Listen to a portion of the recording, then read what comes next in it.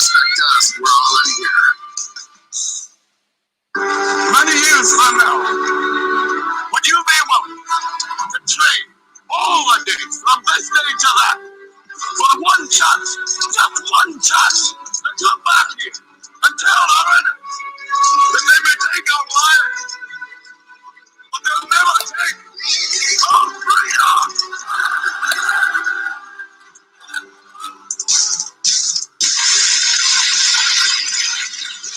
The future is uncertain. I know this. Death is inevitable. I know this. But one thing is certain. As free men, it is our right to live unencumbered and in peace. And those times are quickly drawing to an end. And in these times, peace is certainly an illusion.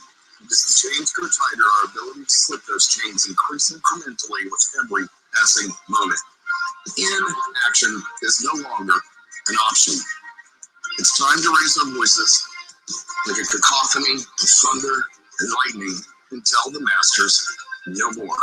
And this is Nighthawk, and I say, for myself, no more. Revoultion Radio, freedomslips.com, because the freedom is slipping away.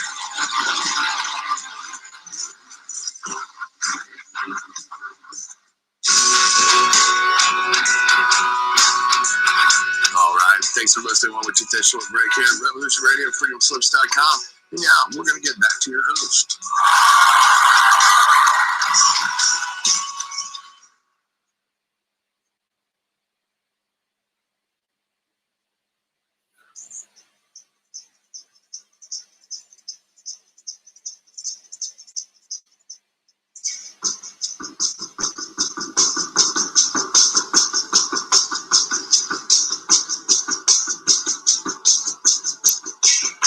There has never been a quarantine over such an initially benign virus, ever.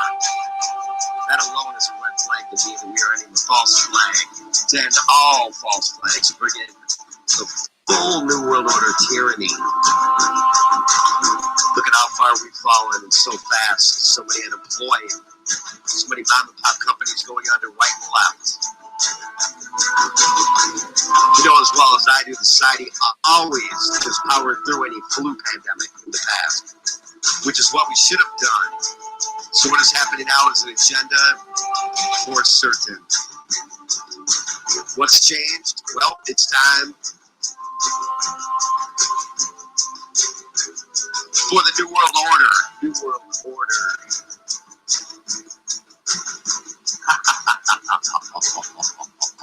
In the past, employees would just take their turn getting sick like we used to do. If enough employees got sick, that company would shut down for a couple of weeks or whatever on their own and then get back to work at their own discretion.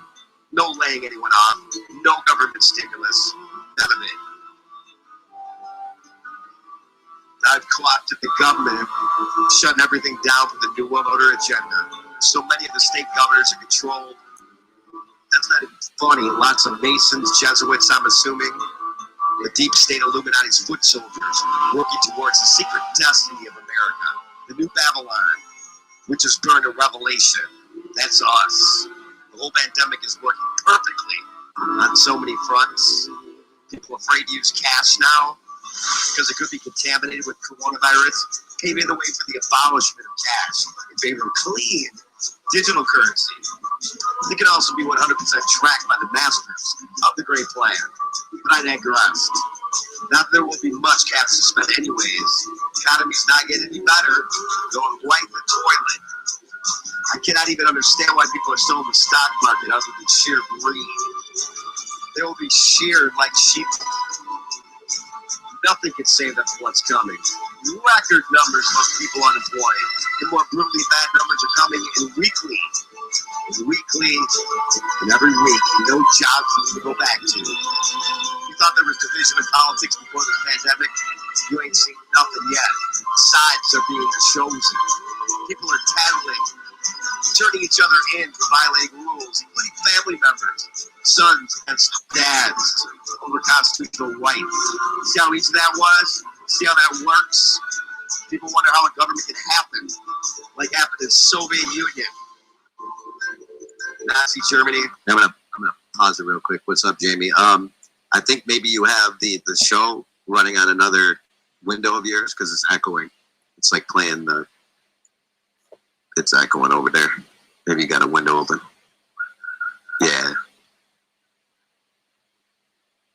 You know what I mean? Maybe you got the window open. Oh, wait. Just hold up. Yeah, just hold up. Just hold up. Yeah, just hold up. I think... You're muted, bro. Yeah, I know. Yeah. Sounds like it's echoing on the rebroadcast on YouTube court. Okay. Is that better? YouTube. I think you got it. Okay, I think we're cool now. Let's continue. Yeah, there's no echo at the moment, but it's all good. We'll keep going. Hurry to the past tyranny's Pol Pot. What we're witnessing right now unfolding. Welcome to the USS A. That's 2 S's, y'all. Constantly surveilled. All of our digital info goes into our files at NSA in Utah. And I mean everything you do on your phone, computer, car, everything. Here's a new word I want to coin: limousine libtard. A liberal elitist who is involved in do as I say, not as I do politics. Limousine libtards. Not only includes the Rothschilds and the Rockefellers, also includes most of Hollywood, the entertainment elite, all of which are telling you to get the jab. People like Bono, from U2, Leonardo DiCaprio, Al Gore, zooming all over the planet in private jets. They dare to tell you how evil you are for even existing. Even their own libtard followers can't stand them anymore. But they still start throwing themselves on swords, begging for a carbon tax to save the world from the people who own the companies causing all the destruction in the first place. Unreal. Well, just a little bit of trial error.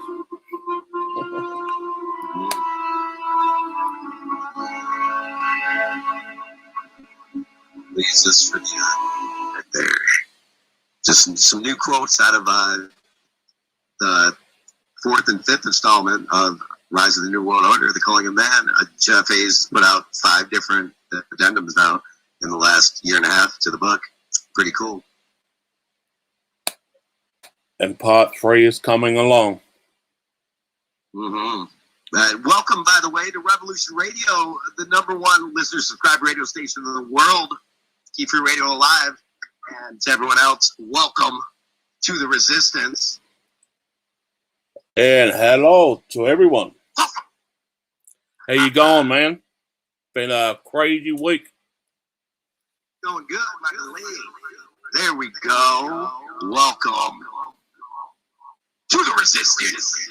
Yeah. Wait. Oh, we just started. My bad. So what's going on out there, everyone?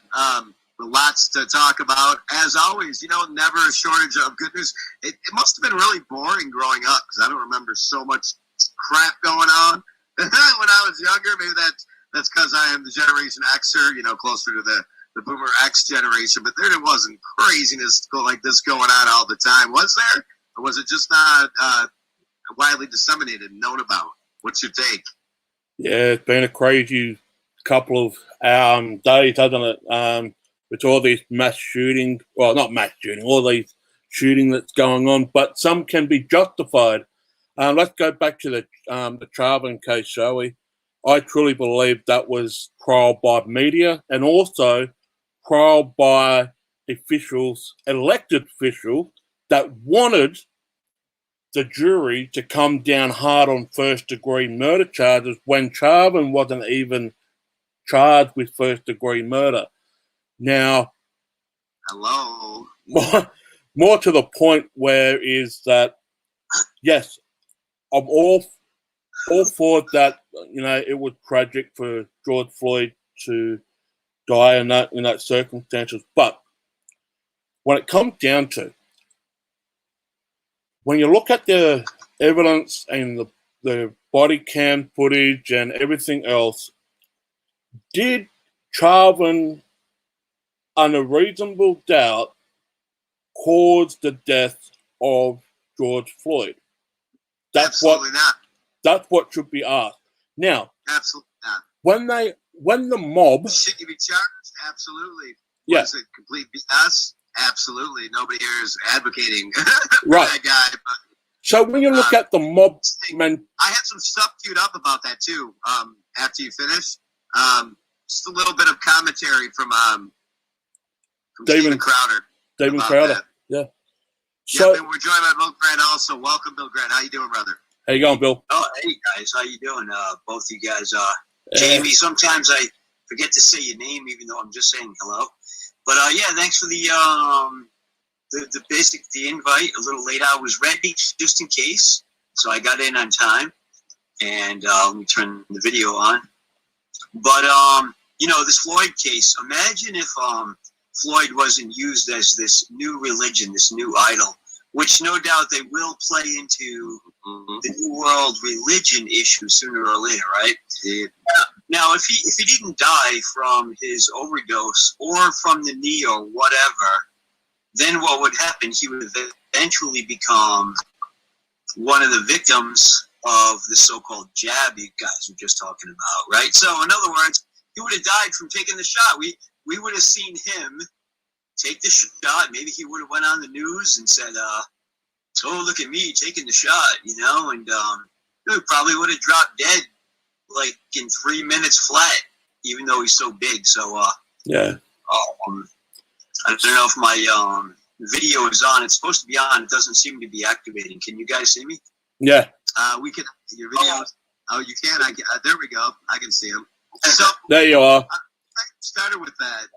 Go ahead, Jamie. Yes, finish off, and then I'll probably play this little clip here in a sec. Well, Damn light, shoot. yeah, but going, No, why it's so flat? Oh, I know why. going, He was a bear. Go- Genius. going back. Anyway, he didn't. Yeah. Oh, go ahead. Sorry. So, I just want to say this. Going on the trial alone, when the jury had to deliberate to make a judgment on guilty or not guilty, it took them 10 hours. But my point is this.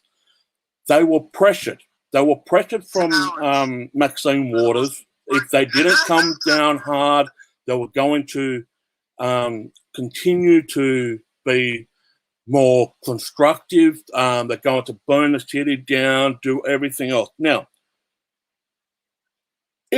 either way, we know now that he's found guilty on 3 counts, but that still doesn't mean the trial's over. He's still got an appeal to, as always. He can appeal it. People talk about the sequestering, like the jury was. This isn't like what was that movie? Was it the something like The Jury or something where they just I forget who the actor was. Not Morgan Downey Jr., but one of those cats where they had the back in the 90s where the jury sequestered. They all had their smartphones still. Okay, people, they can still. This is totally different. So I mean, to say that the jury wasn't swayed by some nutball like Maxine Waters saying what she said. We got to get in there. Get out of here. This is it's a mistrial, and probably by design. But no doubt the judge himself even said that, without going so far as to actually make it a mistrial. Which that's a good move by the judge. The judge between a rock and a hard place too. But those people that were in the jury, they have to worry about their family, their friends, everything. Doxing is so easy now. I'm hearing the word dox now floating around mainstream media. I'd never heard that before, Pig right? blood. Don't forget the pig blood issue. There you go. So, I mean, to say this wasn't, of course it wasn't, no change of venue. There's so much to say about this issue. Right. Jamie, I think your point, dude. I'm going to play a little bit of this because I'm telling you, Steven Crowder just freaking nailed it. He did. Hey, where's the guy you were going to try to get on, though? Did he respond? Oh, which guy was that this week? Even suggested him. I forgot who it was. Now, there was a couple. there was a possible. Now, No. looking overall on the case, Yes. it should have been moved away from the case. The court case should have been moved away from Minnesota. It should have been on a neutral ground where there's no prejudice in the jury. Like The jury was made up half black, half white, 6 black, 6 white. But it was all from Minnesota. Now, if you had Maxine Waters coming out and say that the jury got to come down hard, of course they're going to make a guilty verdict because they don't want their freaking house to burn down, you idiot. But if this case was, let's say if this case was moved to Florida or to another state outside of Minnesota, you think you would have had a bit of a level playing field, no prejudice, no affiliation from the media or the freaking elected officials. Without their smartphones to help. Isn't that common sense? If you're going to sequester a jury, you don't let them have their phones. We're just going to go ahead and trust you that you're not going to look at this. Come on, man. Come on, man. Well, even Joe Biden made a call early in the morning to the freaking family and said, "We've got him."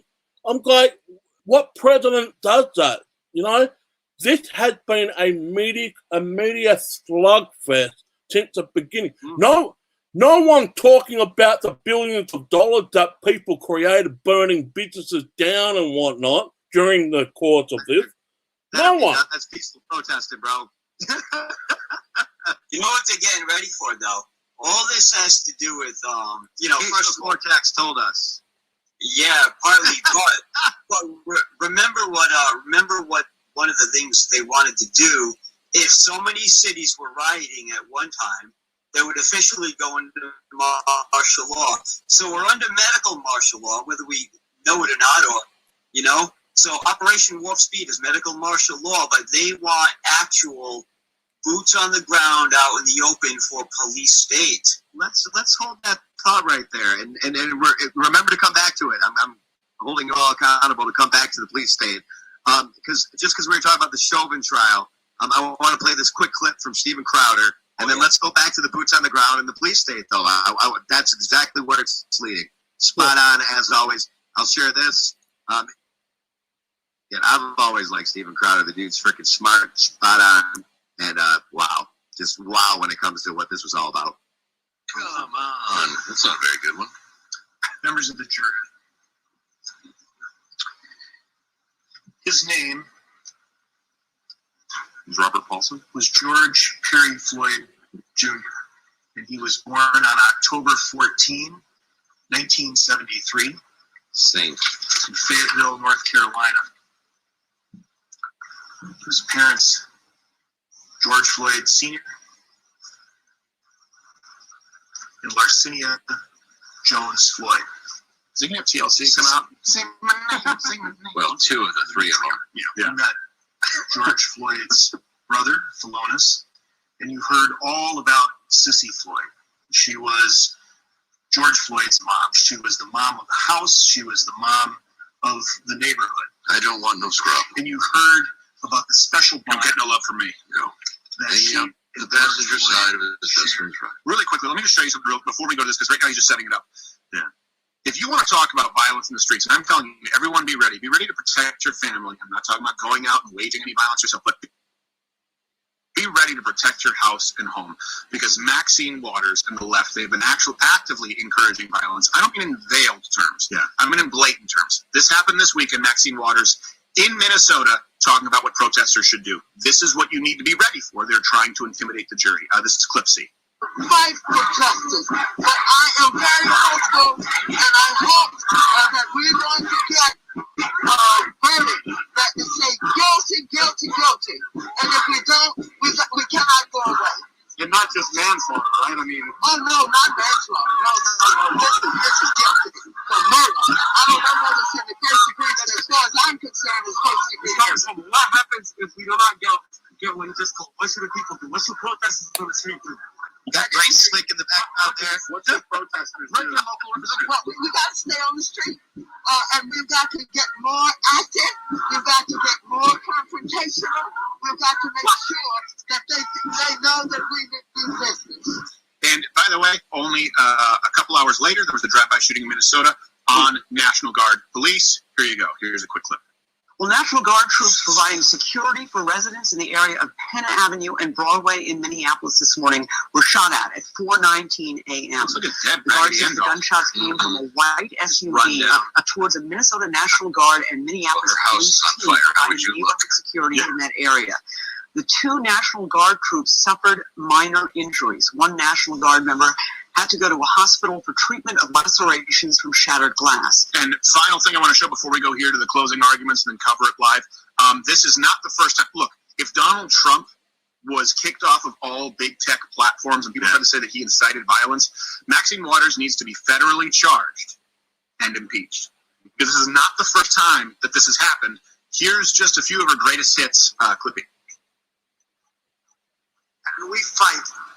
We fight like hell. And if Oh, wait, sorry. I'm sorry. I meant turn montage. on them. They're going to protest. They're going to absolutely harass them until they decide that they're going to tell the president, no, I can't hang with you. Harass them, she said. What? Take Trump out tonight. Oh, that's true. A nice dinner. That's just making up at that house. You saying no place, no sleep. Do you see anybody from that cabinet in a restaurant, in a department store, at a gasoline station? You get out and you create a crowd. And you push back on them. And you tell them they're not welcome. That sounds familiar. You're not. Your kind's not welcome around here. Oh, yeah. People wonder why Gina Carano compared the saying, "Hey, look, she didn't compare being a Republican to being a Jew in the Holocaust." She said, "How did it start? They got their fellow citizens to tell on them, to snitch on them, to round them up for the government." That's what she was talking about. Now, if Donald Trump gets in trouble for saying "fight like hell," and see how this segues into what you want to talk about, Mr. Bill? Oh, yeah. Oh, yeah. Trump said that was a group of hundreds of thousands of people. There had never been a massive, violent right-wing protest. It didn't exist. Maxine Waters was amidst the cities burning and said, more confrontational. Tell them they're not welcome. This was after billions of dollars in damages and dozens of people killed and hundreds of officer casualties. Maxine Waters has seen the violence, has seen the carnage, and has encouraged it. And even worse, none of the other Democrats have said anything. They've all fallen silent because they want this jury right now to convict. They are trying to, wherever you line up, what we do have to agree upon is in this justice system, you cannot have coercion with what's supposed to be an independent jury. Okay, let's go to these closing arguments. And I'm assuming you guys are familiar with Steven Crowder, right? He's the one who does the Change My Mind. I didn't get time to listen to him, but I like Steven Crowder. What I've heard here and there and over the years. Very intelligent, very well spoken, and always just, to change my mind. I've always liked Steven Crowder. Oh, yeah. A grown man crying out for his mother. He was crying out for his cracked out girlfriend, Mama. That's how she was listed in his cell phone, by the way. In that doesn't mean it's less than. That's number one. We're going to count all the lies. And again, we're not pro Chauvin. The guy's a scumbag and deserved to spend a lot of time, if not his entire life in prison, thinking about what he did. But that's number one lie that the prosecution gave in the closing argument. That's number one. And if I miss one, tell me to stop, okay, every time you hear a lie. Yeah. It just means that he right now knowingly lied. He was surrounded in A lawyer? This is world coming to. Honestly, There was no one there. He just sucks. He was surrounded by strangers. Strangers, all of them. 9 minutes and 29 seconds. What, like every COVID patient this year? Right, without any of their loved ones? Not a familiar face to say his final words. Right. But he did say them to someone. He said them to someone who he did not know by name, but he knew him from the uniform he wore and the badge he wore. Hey, by the way, this is also false because, remember, they tried to say that they worked at the same club together and that Derek Chauvin was out to get him. Remember? He was racially motivated because they worked security at the same club, and now they're saying he didn't know anyone? No. Didn't know him, he called him officer? Which is it? George Floyd's final words on May 25, 2020 were, "Please, I can't breathe."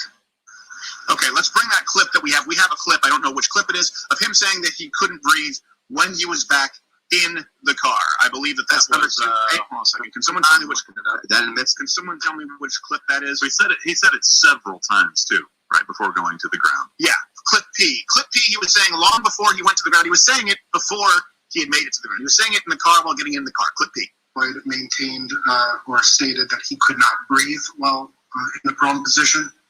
That is correct, sir. He stated that before ever being in the prone position as well, correct? That is correct, sir. Several times.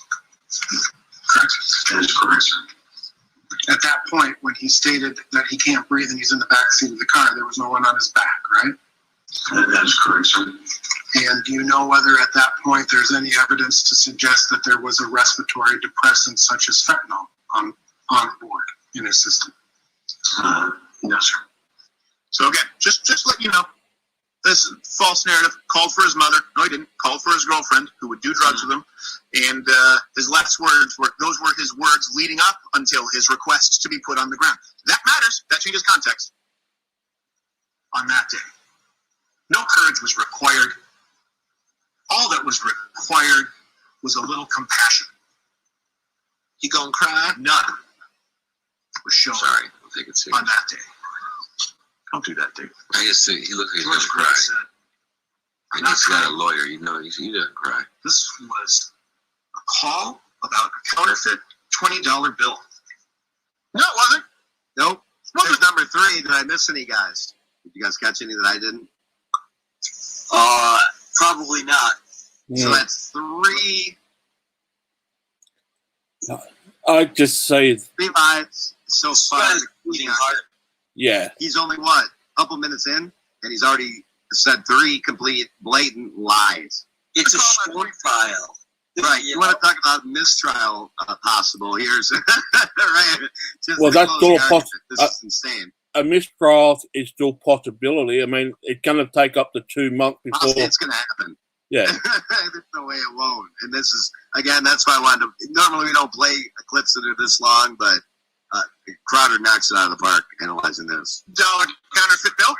It was a call because he gave a $20 counterfeit bill. It was a kid at the shop who could see that he was likely high out of his mind, knew it was a counterfeit $20 bill, was intimidated, and kindly approached George Floyd 2 times to either give him back the pack of cigarettes or the 20.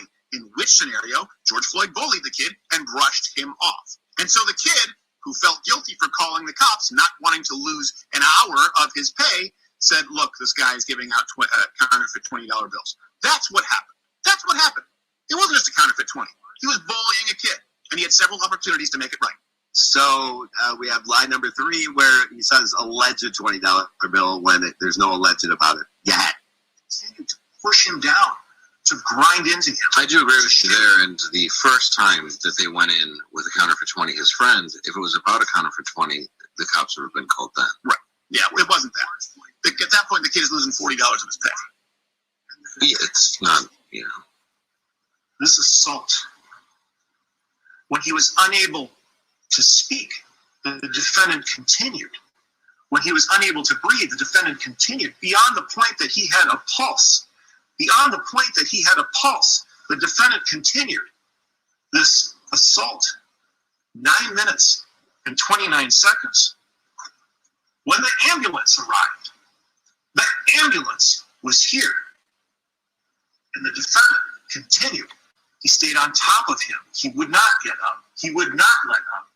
He stayed on him, grinding into him, continuing to twist his fingers. Now he's talking about the fight. Down. He had no pulse. That'd be number 4. Now he's talking about when they were initially taking him to the ground. The ambulance was there far after that. That's not true. He stayed on him, restraining him until he could hand him over to the paramedics. That's what you do. Paramedics are not trained to restrain somebody who's that large and has a history of violence. Yeah. What are you supposed to do? Wait, like, oh, paramedics are here. All right, get up. Then you end up like the scenario with the female cop yelling, taser, taser, taser. The guy's going, oh, this is a weak female who has no business being on the force. Here's my chance for a break. What do you think they're going to do with paramedics who have no training in subduing an assailant? See what I'm saying, guys? Love him or hate him out there. Steven Crowder knocked this analysis out of the park. Best one I've seen, without a doubt. Yeah, he's got it, yeah. That woman has a nice briefcase. Yes, Mr. Floyd onto that gurney, and you saw Stelter's eyeing it. Yes. the way he was not. There was Stelter nothing in case. his head Is she a stenographer? to prevent it from falling to the ground. He was completely limp. The defendant had to know that. He was there. He was on top of him. And he was on top of him. On top of him. Sometimes you ask for the truth, sometimes You'd rather the officer be beneath him? Yeah. Where's an officer supposed to be when waiting for paramedics? The officer was like Spooning? a missionary. Spooning. Ready to get it. The medical examiner would find the cause of George Floyd's death to be cardiopulmonary arrest, complicating law enforcement's subdual, restraint, and neck compression. But what you saw the defendant and the other officers doing to George Floyd caused his death. The medical examiner ruled the death a homicide. Again, we've been really clear about this. I don't even have this in front of me. For people who haven't been following this and you don't know, if you're just tuning into this for the first time, they have to rule it something as far as the cause of death. Homicide, it's not a criminal term. It means that it was a death that involved someone else there. Yeah. That doesn't mean homicide. So that's number 5, right? Correct? Yes, he's right. Yeah. The way that you know it to be. And they actually had the witnesses testify, and they were very clear about that. So they know right now, they're throwing this out. People go, ooh, homicide. I watched CSI Miami. Yeah, I know what I'm talking about. It's murder. No, homicide means he died in the presence of someone else. Even if it was a drug overdose and the officer had him in the back of the car, that's a homicide. Yeah, that's why I said don't say it. Yeah, It's not going to go in there. but he said it. Wasn't he? And somebody just messaged me and say, how are you able to share Steven Crowder for so long without getting a strike? Steven Crowder doesn't do strikes. Hence why I love this guy. Hearing you. Remember, in jury selection, and we talked about bias, and we talked There's about the shell showing mask. biases and preconceived notions behind Did they show it again? Well, The attorney, the other attorney. Committing a crime This is like Where's Waldo, but with the dumb shell that we have mask. to set aside, because that's just not the way we think of police officers. You're hiding in a pond with box turtles. It makes it hard to find you, Waldo. We believe the police are going to respond to our call for help. I poured chemicals on myself, and I'm not a mutant. I've just done a lot of damage to my body. This runs deep. It's difficult to set this aside. I want you to consider that even after, with the bystanders, after they saw what they saw, after they saw this shocking display of abuse of police power and a man murdered in front of them, Genevieve Hansen, she called the police. Donald Williams, he saw this. You heard him. He testified. He called the police. A 9-year-old. Judea. What did she suggest? We need to call the police on the police. That's our expectation. Even after seeing this, even after witnessing this, our expectation is that the police are going to help. Well, hold on a second. Isn't that predicated on the fact that the police are going to help victims, not the criminals? So in this case, let's be clear. Victim was a kid who had 2 counterfeit 20s who called the cops, just wanted it to be, and then he had an unruly, super high, violent George Floyd. Just like when we talk about Jacob Blake, to protect us, to protect the woman who was sexually assaulted, who called the cops because he violated a restraining order. We've lost. This is how you end up with a Dirty Harry or a Charles Bronson. You end up with a scenario where the police, right? They've had their teeth taken out, they've been defunded, and you end up where the society says, we want a cop who does things his own way because you see skyrocketing crime like we're seeing right now. Oh, so it's the police job. It's the police's job to take care of the assailant before the victim. And this is how they change it. No, look, George Floyd had a long rap sheet. He had a long rap sheet of being violent. He had been arrested before multiple times. He had spent time in prison. He was committing a crime. He bullied a kid. And then at that point, they were very nice with him initially, telling him to get in the car, freaking out, and now they have to deal with an assailant. They weren't called because George Floyd was the victim. Now, if they'd have come in and kneeled on the kid and roughed him up, that would be different. That's not what happened in this scenario. That's not what happened with Jacob Blake. That's not what happened. I mean, you can go down the list. It's never what happens. Almost all of these scenarios involve officers dealing with the committer of crime, and then it gets complicated. We need to keep that in mind, because it doesn't mean that anyone deserves to die, just to be clear. George Floyd did not deserve to die, okay? Jacob Blake, I would argue at that point, look, you're reaching for a knife, kind of do deserve to die at that point. However, anytime you're committing a crime and you actively and violently resist arrest, you are consciously forfeiting your right to live, because you now understand that the odds of a complication go up. Yeah. And that's something we need to be teaching everybody watching, is if you commit a crime and you actively resist arrest, which is now, you're now committing another crime, usually a violent crime, right? If you're resisting arrest, you forfeit your right to live, in the sense that you have to accept the ramifications of those actions. It shouldn't happen, but accidents happen.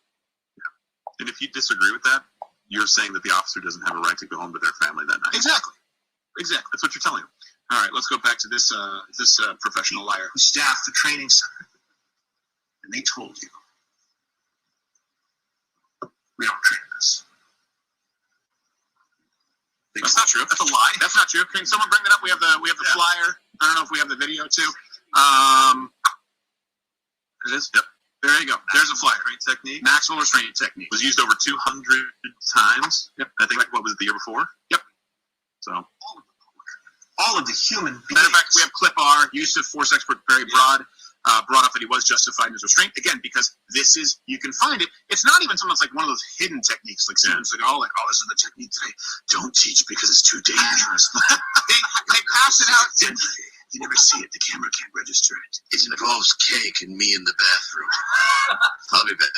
A tank and have you ever seen Tub Girl? It's Tub Me. One boy, one big cup, one ice cream. Clip R. This is also confirmation of what we're talking about. Now, based upon your training and experience and your expertise in the use of force matters, what are your 11 herbs and spices provided to you? Have you formed opinions in this particular case to a reasonable degree of professional certainty? I have. And can you just briefly overview your opinions in this particular case? I felt that Derek Chauvin was justified, was acting with objective reasonableness, following Minneapolis Police Department policy and current standards of law enforcement in his interactions with Mr. Floyd. So it's easy to sit and judge in an office on an officer's conduct. It's more of a challenge to, again, put yourself in the officer's shoes, to try to make an evaluation for what they're feeling, what they're sensing, the fear they have, and then make a determination. Also, really quick, you guys can bring it up. This restraint was used, 200-something times since 2016 or 2019. So it's been used hundreds of times. Is that 6, 7? I lost count now, guys. 8-ish. Yeah. I think it's like 9. It's right. That is about 9 inch. 9. To act as though this is an outlier. It's not. It's not. It's how they train police. It's been used hundreds of times, just to be clear. If you have a problem with it, then your problem is with the police department. It's with bad police training. And I have that problem too. Yeah. Eric, can you just pause it just there for a second? I've got a point to make right now. What's up? Yeah, I've got a point to make, just a very quick point. I feel sorry for anyone that want to become a police officer or policewoman right now, because you're only one vital step away from a video to go viral, which will mean that you'll either lose your job. This video, which we can't play the whole thing because it's 2 hours, we're only going to play about 5 or 10 more minutes. Yeah, but they actually make that point, Jamie, that who in the hell in their right mind would want to go out and become a police officer right now? Right. So if anyone, that's the point. So if people want to become a police officer right now, you're only one vital video to either lose your job or go to prison for the rest of your life. Who would want to become a police officer right now while this is going on in America? Because if the mob mentality want to abolish police force altogether, who are they going to call upon to protect them when stuff goes down? Right. Who are they going to call for protect or for any of support? Because while this is still going on, none of those people in the mob mentality is stepping up to the plate and say, hey, this got to stop on their side, not the police side. It's mentality. That's what it's always been. We're conspiracy theorists. COVID-19, massive mind control. You are all massive mind control slaves. Just like the massive mind control money system. Controlling you and you're not even aware of it. You know what? I'm going to stop right there because I want to finish this video. But we're going to talk about that second hour for show. And the boots on the ground and what Bill Grant was talking about before this. You see why I had to share this? This is hands down the best analysis I've ever seen. And they even had humor to it. Well, we do got to talk about that 16-year-old. Like the polished version of us. We do got to talk about that 16-year-old. I gotta correct you though. We're conspiracy factualists. Sure, without a doubt. I like that word. Yeah. Keep that word in the back of your head, and we're going through a little more of this analysis here. Again, spot on. We're at 9.5 lies. Also, I want to say this: we are simulcasting this on YouTube as well. So if you're watching on YouTube, please do. Yes. And people are still watching it on Twitter and Instagram. Assault. I'm going to discuss the law with you in a bit here. And explain, the court's already provided you some instructions on second-degree murder, and you know the laws of this 237 times. 237 times. Rendered 44 people unconscious, they claim. And a person dies as a result of your assault, you're guilty of murder. It's as simple as that. No, it's and what the defendant did here was a straight-up felony assault. This was not policing. It was unnecessary. It was gratuitous. It was disproportionate. And he did it on purpose. What's the question? On purpose? How do you know that? What is that? 10 and a half? 11? 6? 7? It's somewhere between 7 and 11. Yeah. He did it on purpose. So he's claiming to know exactly what was going through that officer's mind at that time. And anyway. Pushing for first-degree murder. This is laying the trap right now, where if people, when any reasonable person goes, well, look, come on, this wasn't on purpose, this wasn't premeditated murder, they now have this backrest, they now have this backdrop of, oh, but wait a second, he did it on purpose. So anything other than first-degree murder, right. Yeah. That's the problem, is not that people have different opinions, it's the irresponsibility of people saying either it's first-degree murder or the system is broken and everything is racist. Right. Well, I don't even think first degree is charged in this. I think it's just, it was reduced. Yeah, it's been reduced. That's the problem, is he's going for something that he actually can't be convicted of. Yeah. And that's the problem with the woman. What's her name we just saw? Taser. Maxine Waters. Oh, Maxine Waters. Thank you. That's the problem as well, is she's stirring people up knowing that the end result is not going to be that. Yeah. Just like the end result of her wig. Sometimes the parts on the left or the right. Easy, Bill O'Reilly. Puts it on backwards sometimes. Just looking out for the folk. All I'm trying to say. Keep it pithy. All right, James Brown. Let's go back to this guy. Well, this all started over a call of an alleged counterfeit $20. Not alleged. An actual one. I didn't realize that lawyers are, I guess during closing arguments, they're allowed to just lie completely without objection. Yeah. On purpose, alleged, this is felony assault. Yeah. This is just, like, this would have never been allowed in the questioning. Called out for his mom. No. Oh, yeah, that's why they have the closing arguments. It's all, lies. In a Steve Harvey suit. Everything that you remember, I was going to say a little bit more of a Don Cherry. It's something there, yeah. In this courtroom, you can't go out of bounds. This is just made by Fat Farm. Do you like it? Can I pull it off? Okay, anyway, so he's on the ground. Be better. The kind of ego-based pride that the defendant was not going to be told what to do. He was not going to let these bystanders tell him what to do. He did get told what to do. What is 11, 12? Where are we at? Yeah. Corners. Go ahead. Yeah. Hi, Bill. The many gray lies. Hey, but his tie says he's for the police. I mean, I don't know what to think. Yep. And this is why at the start of this, I asked you guys to keep track of his lies, because when I was going through it, I lost track myself. me on the ground. Okay, I'll put you on the ground. I mean, I guess that's what he's saying. He wasn't going to be told what to do by bystanders. What do you mean? Which instruction? I'll fuck you up? That one? From the bystanders? Like the actors are. No, police are not supposed to acquiesce to bystanders. That's not ego. Sorry about that. I don't do. You let me right now going, well, I guess, instead of this, I'm going to do a no spin zone and go to O'Reilly because people are like, someone says, I want you to do Bill O'Reilly. No! He sucks, and I don't want him to touch me. And Steven Crowder's on fire, and when he uses the F word, because he rarely ever does. And he will. Again, yeah. Yes, he will. He's a very handsy man who writes books about God. Oh, yeah. And assassinating Jesus. Yeah, he does. Yes. He should write his own killing like career. Yes. Dressed for court like it was. You also can tell that he wrote them at the same time with his ghostwriter because the thief on the cross was Lee Harvey Oswald. It was a weird stopover at the airport. Lee Harvey Oswald. All the Jack Ruby shot Pontius Pilate. Come on, guys, tell me this is how. It's like watching Saturday Night Live back in the day. When it was funny? Right. Pontius. Trying to win.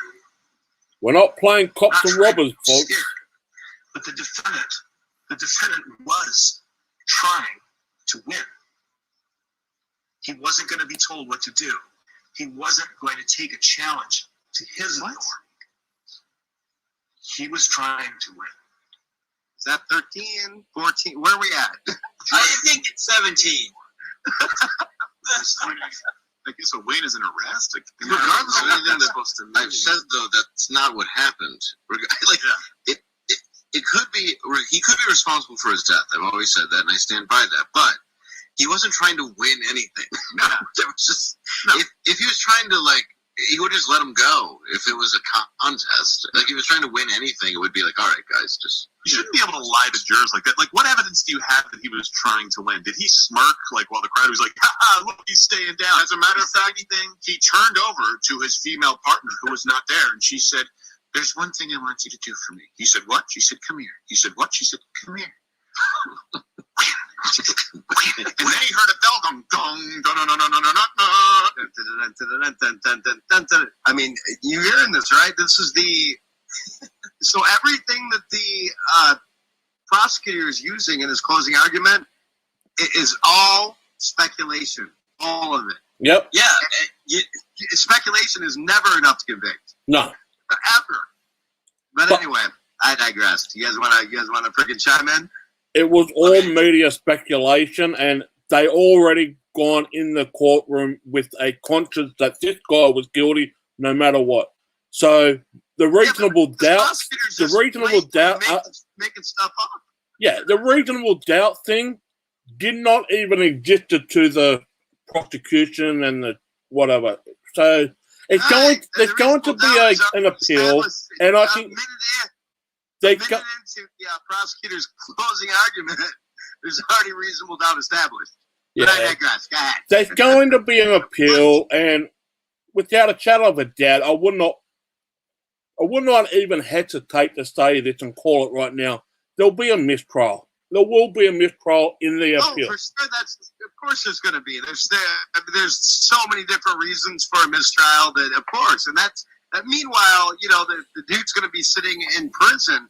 Here's the interesting twist here, guys, is that he's sitting in prison right now, waiting on this stuff. He's getting time served, though. You know what I mean? And what? Which prison? Was the one that got burnt down already, or the one that's about to? Besides that, so he's doing time served. Now, somebody like Chauvin, who has zero criminal record, nothing in the past, even on second or third degree murder, you're talking about walking in about 12 years. And he's serving time right now. Just keep that in mind, people. So, I mean, there's so many different angles to look at this from. Well, the family already got paid money from. Where did they get paid money from already? Right. Good point. Freaking phenomenal point. My bad. I'm getting all fired up. I'm going to play Crowder before I swear. But this is no. This all happened. I would refer you to the stops, and the jury's like, "This is a lie." Well, it's closing statement, so yeah, say what I want. Just remember, Doesn't this guy look like a character actor playing a lawyer? Yeah. Like, where are the Ghostbusters? I had them committed. He looks like, he'd be prosecuting the Ghostbusters. The Ghostbusters are a menace to this, and then somebody comes in and like he learns his lesson, like, whoa! Maybe falls into a cake. Oh! The Scoleri brothers. Oh no! All right, hold on. I need to hear what bullshit comes next. Back to the car. He's with his friends, and there's a tap at the window. Friends? He looks to his left, and a star begins. This is what he sees. No! Someone So, Grant, you're officially keeping track. What are we at? 16, 15? I say it's like 25. Oh my God. I don't think the guy did say one true. You know what I think as a possibility? First of all, he was told which way this has to go, right? They all know, the judges know the lawyers. He was told what way they are going to make this go. So, one of two things is the case. He's literally trying to fail, or he's actually trying to win. We don't know which. He might be trying to fail on purpose. I mean, this is the worst. Again, I forgot how many we're at. 15, 16, 20, 30, 50. A lot. A lot of shades of gray. He did not just walk up with his gun. That was after he refused to show his hands. You know what? Before we bring that clip, let's bring up the clip of him doing this. See, and the thing is with Crowder, he brings up the clip to support it. He didn't just walk up with the gun. Yeah. The gun came out later. And don't forget the civil suit, right? Later on, after, let's say Chauvin goes to jail for life and they burn the place down. Or before they burn it down, they're going to take him to civil court too, right? And then try to get his home and the rest of his college kids' money. All about the Benjamins bake. Or, just so you know, George Floyd has a long and storied history of resisting. And by the way, you're already resisting arrest if you don't show your hands. Yeah. So this is the previous clip of George Floyd being arrested. While we find this one, that is not how that started, and that matters. Clip. I can't breathe. Look, see, there's no gun. Right now, he's not showing his hands. Right there. Gun, glove compartment. Cops have been shot for less. Hands are up. Put him up on the dash. Right. Put him on the dash. Did you catch that? Gun glove compartment. Cops have been shot for less. Put him below again. I'm not going to shoot you. Put your hands on the dash. I'm not going to shoot you. Put your hands on the dash. Last time I'm going to tell you that. It's simple. And he swallows another speedball. This is an arrest before, and then we're going to bring up the arrest now. They want you to think that the cop walked up with a gun. So this is a previous arrest of George Floyd. And what I like about Crowder is that even though you're on Revoultion Radio, he describes it so well, it's as if you're watching it. Yeah. No, that's not how it happened. This is a guy whose MO is actively resisting arrest. Just do what you're told, man. Just put your hand on the steering wheel. No. All right, that's enough of that clip. And let me know when we have the actual clip of the arrest. We should have it from our previous show maps. They want you to, let's bring back up Cena. They want you to think that the guy walked it like it was golden. Tapping first person shooter, tapping with his gun. Hey, tap, tap, tap, bang. Oh gosh, that startled me. Can you open the window, sir? No. The cop walked up and told him, I am not going to shoot you. Put your hands on the dash, or at that point, I think since it's the driver's side, hands on the wheel.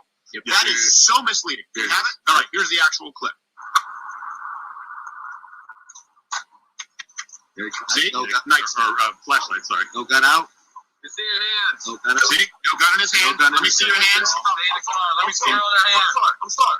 Let me see all their hands. Still doesn't have his gun out. Now he brings out the gun when he can't see the other hand, which could be reaching. You guys catch that? Even, Look at that. I want to say this too, Eric. But they made it like he walked up with his gun immediately. That's Yeah. the way it started. Lie. Yep. Put your hand up there. Still not complying. And then he says, I'm not going to shoot you. I'm not going to shoot you. Which I almost think police officers shouldn't say. Right. You should leave that on the. It should be I'm probably not going to shoot you, but maybe.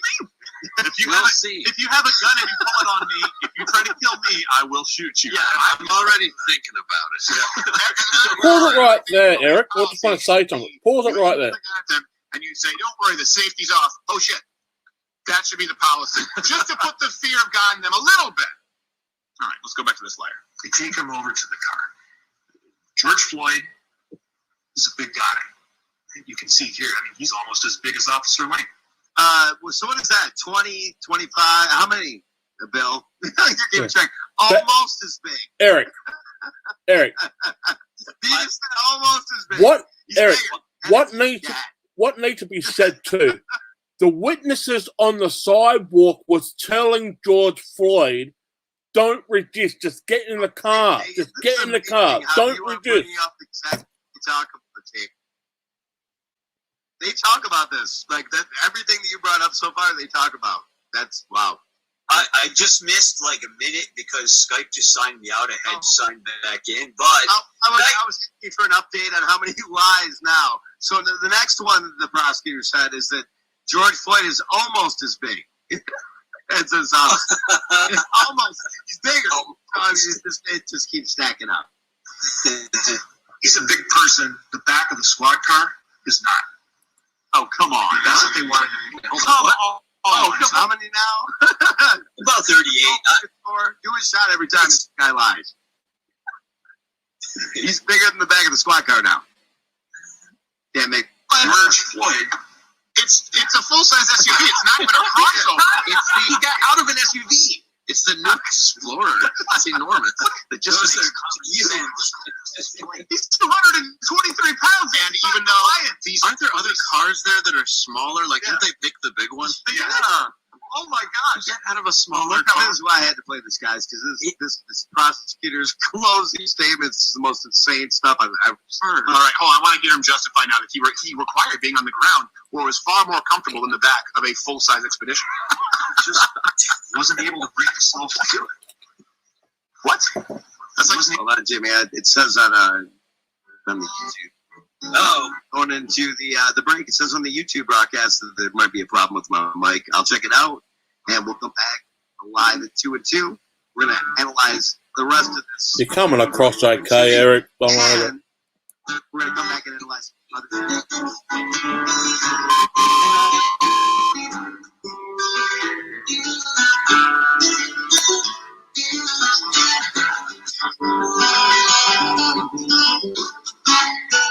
Listen to Revoultion Radio at freedomslips.com. We'll be right back after this message.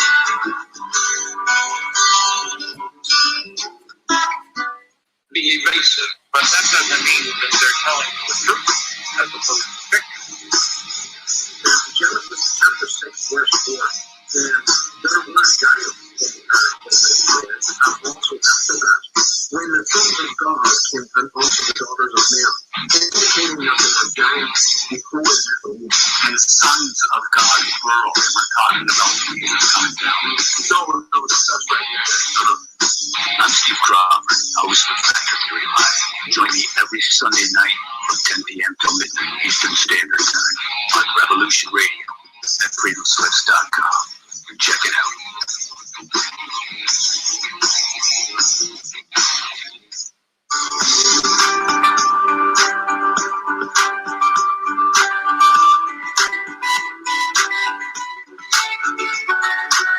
Transcending time and space, let us take you to the place inside your mind where thoughts divide and mysteries unwind. Join us every Monday evening right here on Revoultion Radio at freedomslips.com from 8 to 10 p.m. Eastern Time. And you will catch the Fenton Perspective with our great host, Lorian Fenton. Come listen in as she shares her amazing stories from the past to present, along with all of her guest secrets to the future. That's the Fenton Perspective every Monday evening right here from 8 to 10 p.m. Eastern Time, only on Revoultion Radio. Oh, and you don't need to expect us. We're already here.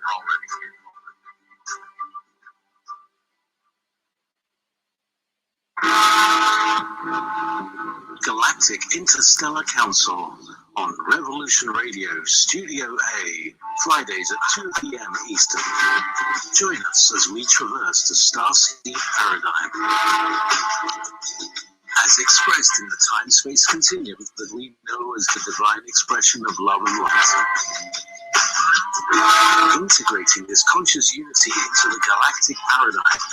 So welcome all, both terrestrial beings and galactic beings as one. And so be it. You're listening to Revoultion Radio.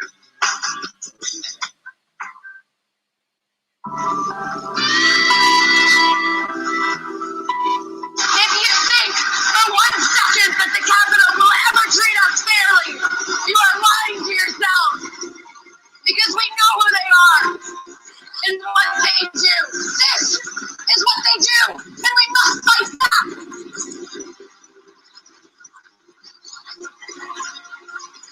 You can torture us and bomb us, fire is catching. And if we burn, you burn with us.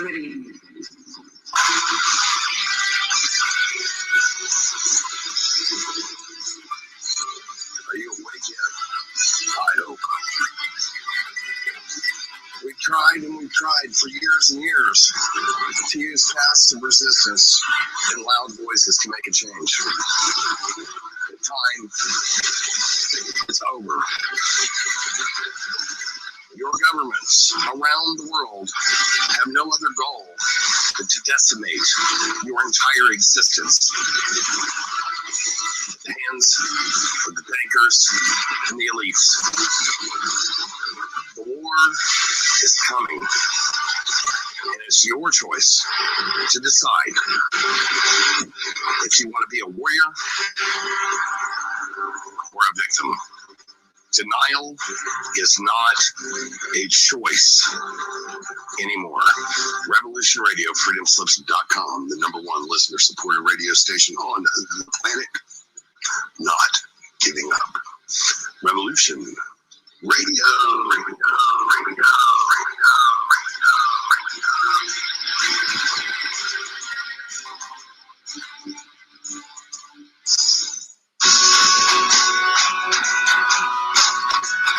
All right, thanks for listening while we take that short break here at Revoultion Radio, freedomslips.com.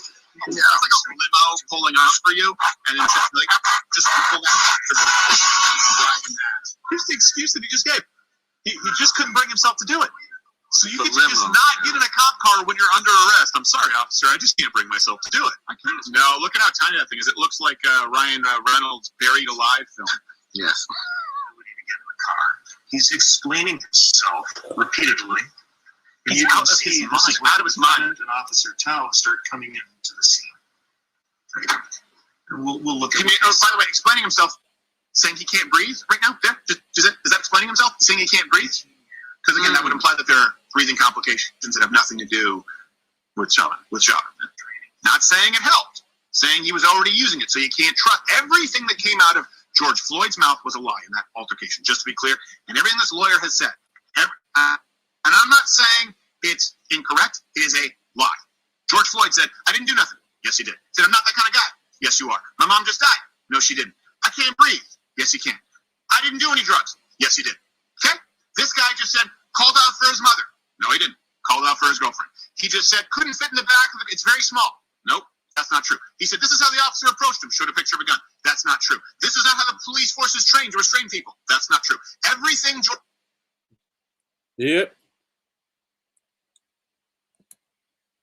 George Floyd said was a lie. Everything this lawyer has said thus far is a lie. And I'm not saying that they don't have a case. But he's not going with the case because the witnesses never really went that well for the prosecution, including their own witnesses. But they pulled him out of a small car. Does nobody see that? How many things did Crowder just say? 4 or 5? And he just, like, out of nowhere cut on, like, everything this guy's saying is lie. And there was 5 more before the ones that Crowder just talked about. For 10 or 15. I don't know. Bill's keeping track. But that's insane. How can you just anyway? Yes, he should be convicted of something, but anyway. Yeah. It's a terrible defense. Horrible. We pulled him out of a tiny clown car. There's room for many people in there. We all know it. It's magic. They could fit Shaquille O'Neal in the back of that police car. Of course. That's not even a good. He just couldn't bring himself to do it. The wound's still right there on the surface. Unbelievable. Emotion. I don't doubt that he had issues and stuff. The Yeah. divorce. Oh, yeah. Yeah, completely. Bad financial It's sad. It's terribly sad. mental illness, mental Yeah. health issues, like drug and alcohol abuse. Being locked inside All for of a these year. things can cause Being taken away from you, not running out of options. resist, but just not be able to bring themselves to comply Wait, what? at that moment, at that time. That's called resisting. That's not an extreme. Bill, where are we at now? Can't bring themselves to comply. Now, this is right here, and this is towards the end of the clip that I'm going to share here. This is the most ridiculous part of it all. The closing attorney just said he just couldn't bring himself to comply. Yeah. You guys heard that, right? Mm-hmm. There is no new definition of resisting arrest that you can come up with. He just couldn't bring himself to comply. Remember, Chief Giordano took the stand. He testified. I guess that's a defense. That's what he's saying. You know, listen, I committed a crime and they wanted to arrest me, but I couldn't bring myself to allow myself to be arrested myself. I had a divorce. Oh, I'm sorry. You're free to go. Is that a grown-up thing to do? We didn't know that. I mean, thanks for telling us. I do wish during one of my arrests I could have been like, my parents are divorced. They'd be like, no, they're not. I'd be like, yeah, but spiritually they are. They don't get along. They're like, no, to each other. You should ask every single person, Dave, can you bring yourself to get in the back of this full-size SUV? You could be like, it's not roomy enough. But you're come on, you're come on, Dave, look at you. You can get in there. You can get the You glove can not box, only get you in little there, man. you'll get in there and your legs will be dangling like the Oscar Mayer commercial. My baloney has a first name, then I spell I can't breathe.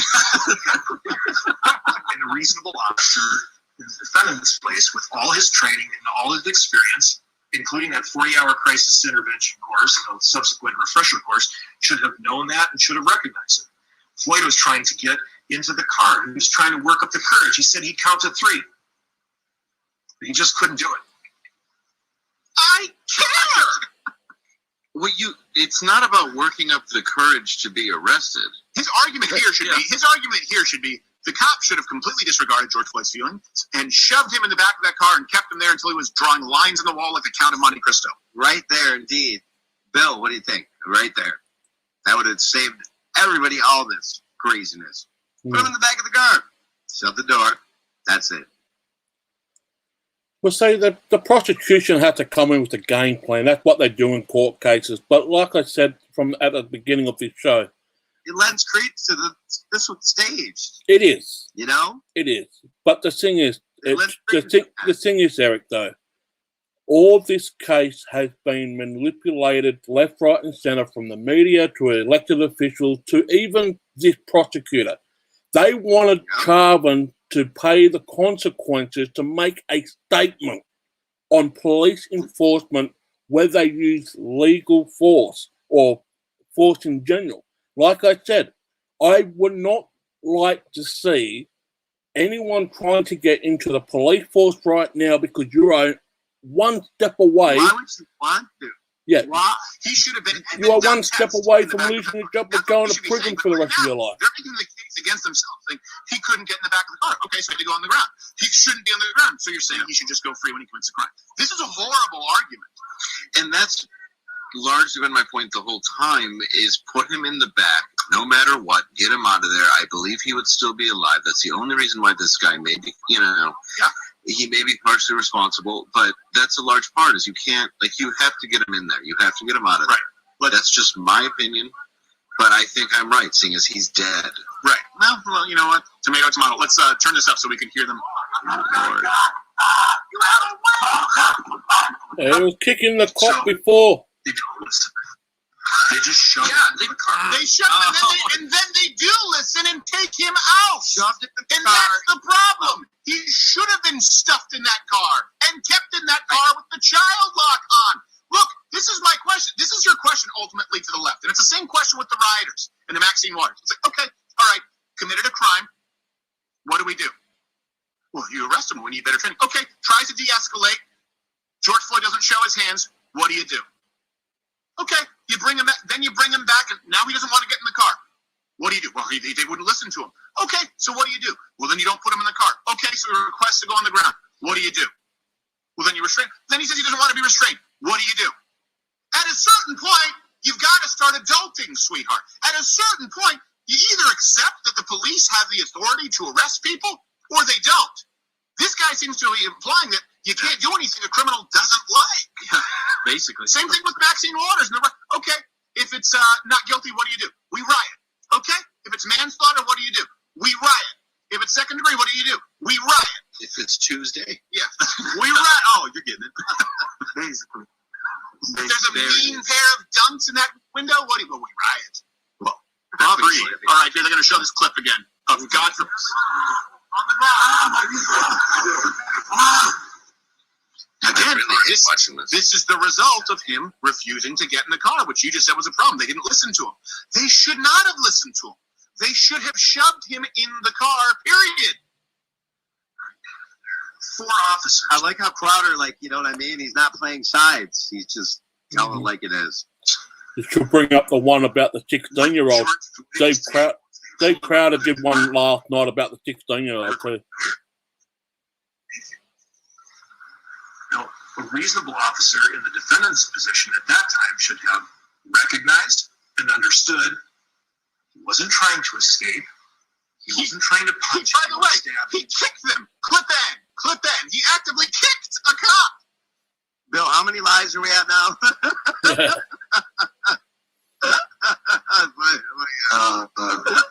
Kicked his leg. And could you describe that kick and how that might be interpreted by a reasonable police officer? Yeah, so the officers were still attempting to control Mr. Floyd at the time, and as they were trying to place him down in the prone position, I believe one of the officers was attempting to control his legs, and Mr. Floyd kicked their arms away in an attempt to try to possibly break free from the officer's grasp. Oh, but then after that, he said thank you. After he kicked them and they got him down on the ground by request, he said thank you. By the way, little known fact, they can't arrest you if you say pretty please. True.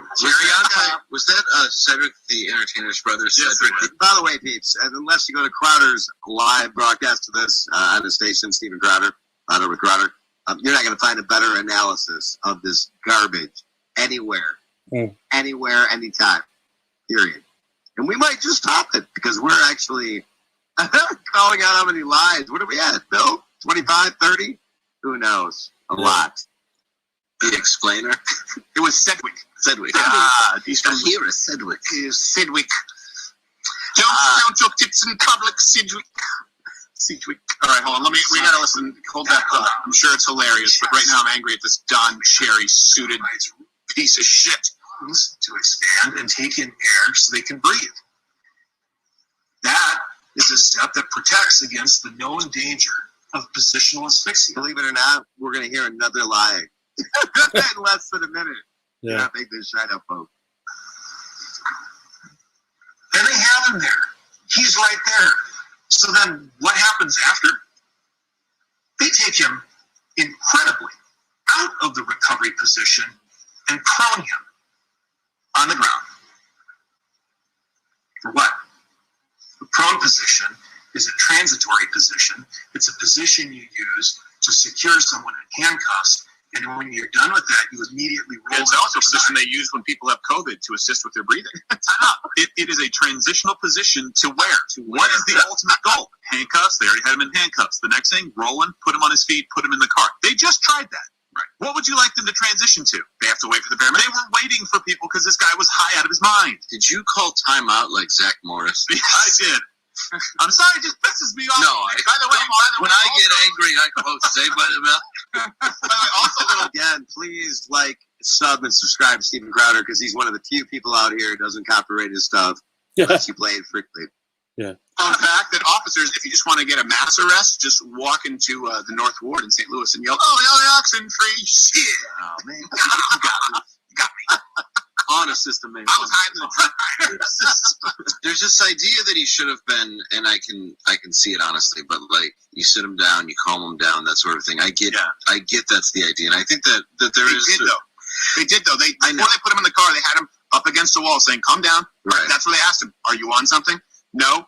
He had minutes He had minutes before they even tried to put him in the car. Yeah. And then he had minutes where they tried to put him, where he had to go on the ground after that. And my goal, I don't know how. I guess, and I don't know how long it has to be. Does it need to be? I don't either. That's my point. I'm asking questions. No, I know, but I'm just saying he did have minutes where he was up against the wall and saying, "Hey man, are you on anything? Oh, what's going on? Do you have any issues?" Right? They were asking him that up against the wall. Roll down the window. And then he said, "I'll roll down the window. Calm down." I don't know. Again, we can all get to the point of where he's on the ground, but that's by request. Up until that point, I don't think they could have been more empathetic. That's where I differ with a lot of people. I really can't think. You guys disagree with that? Yeah. No, Bill's kind of having troubles, but yeah. Of a more empathetic police officer than saying, "Hey man, do you want anything? What's going on? All right, we're going to get you in the back of this car. Okay, hey, no, look, I'm going to stay with you. I'm going to put the air conditioning on. I'm going to open the window, get in the car." I don't expect that. Yeah. I don't know what they were supposed to do. And if he couldn't bring himself to get in the car the first time, your lawyer, you just said this. Could you think magically the second time he's going to? What's the end result? He's never in the car. The problem is if you ask him, "What are you on?" you're not going to get an answer because it's then a further charge. So there has to be, and I mean, I hate to say it, but there has to be something that said, like, this is to save your life. We need to know if you're on something so we can take you out of restraints. Whatever it is, not saying that they need to do that. Right. I'm just saying that would be something that would it's too hard to do. Well, it wouldn't change. There's no realistic way to do it because you're not going to admit to a crime while you're being arrested. Right. That's just the reality. Certainly not if you've committed several violent crimes, like robbing a woman in front of her kids in her house. I mean, like, this is not a guy. This is also something you need to. Can you also agree here, too, with the George Floyd, Eddie Haskelling a little bit? Okay, the kind of guy who's already stepped over the line of robbing a woman at gunpoint, scoping out a woman who's alone with her toddler in the house, robbing her at gunpoint, roughing her up, and then when an officer, you're acting like Michael Clark. Keep in mind, they named the street after this guy, by the way. Just saying. Yes, sir. No, sir. Could you leave the light on, sir? It's like, come on, look. You just rushed the kid off after giving him a counterfeit 20, and you really nicely just said, "Man, come on, they're gonna take it out of my pay." Before you arrest me, can I have some of your wife's cold? Hey, so Austin in the edit bay, he said we missed this. The prosecutor said, "Believe your eyes, what you saw." But the problem is, people aren't seeing the full tape. They're not seeing the full context. They're seeing what the prosecution wants them to see. Very selective. Bullshit. As a matter of fact, a perfect example of that is here's a witness who was saying that George Floyd, this is clip I said, I never heard him say, "I ate too many drugs." And him being presented with something that he couldn't possibly have heard from their smartphone amidst yelling of how you would. You guys hearing this? Here comes it. You haven't heard nothing yet until you hear this part. Yeah, the officer up if you were in that situation. So this is the perfect example of why you can't just believe what you're seeing, your angle, your vantage point, what you're able to hear. Clip I, here's a perfect example. Did you attempt to understand and hear what various parties were saying at various times? Yes, he heard it. He says. Did you ever hear Mr. Floyd say, "I ate too many drugs"? No. Did he say it though? Did you hear that? Yes, I did. Did it appear that Mr. Floyd said, "I ate too many drugs"? Yes, I did. There you go. Believe what you see and hear. Okay? This guy doesn't want the truth. That's what's really clear about this. He wants the opposite of the truth. Well, and that's what I'm saying. I want the truth as well. And if that means he's guilty of a crime, then I want him to go to jail. Yeah. I am not here trying to preach that we should let Chauvin go and nothing should happen. I just want truth to come out. That's it. But that's him telling him that he ate too many drugs, correct? Yeah. What point did he do that? That's him confessing and letting him know. Yeah. On the ground. Well, I think that is definitely something that should be taken into account. Yeah, it should be taken into account. Not against the other police who I don't think could even hear. No, but my point is, but against Chauvin, I think so.